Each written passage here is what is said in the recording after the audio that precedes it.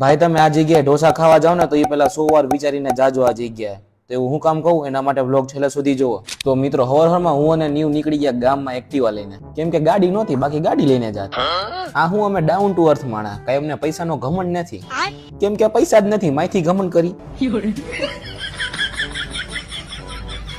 આ બોલો, હજી તો અમે ગામમાં ગયા હતા તો એક્ટિવામાં પેટ્રોલ પતી ગયું. અહીંયા અમે ખુદ લુખી લાપસી, એમાં પેટ્રોલ કેમ ભરાવું? છેલ્લે ગામ પાછી ઉછીને લઈને પેટ્રોલ ભરાયું. હું હમણાં ગામમાં ગયો ને ત્યારે ભાઈબંધનો ફોન આવ્યો હતો કે ગામમાંથી ઝાડવા લેતો આવજે.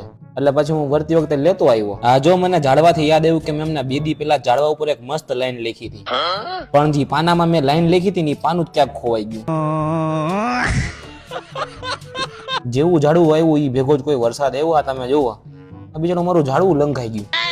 તો આપણે વાત કરી મુદ્દાની કે મેં એવું હું કામ કીધું કે આ જગ્યાએ તમે 100 વાર વિચારીને જાજો. તો તમે એકવાર અહીંયા ઘરે ગયા ને તો તમને બહાર નીકળવાનું મન નહીં થાય. આ ઢોસા કોઈ એવા મસ્ત બનાવે ને કે તમે સાંભારની વાટકી ચાટી જાઓ હચોડી.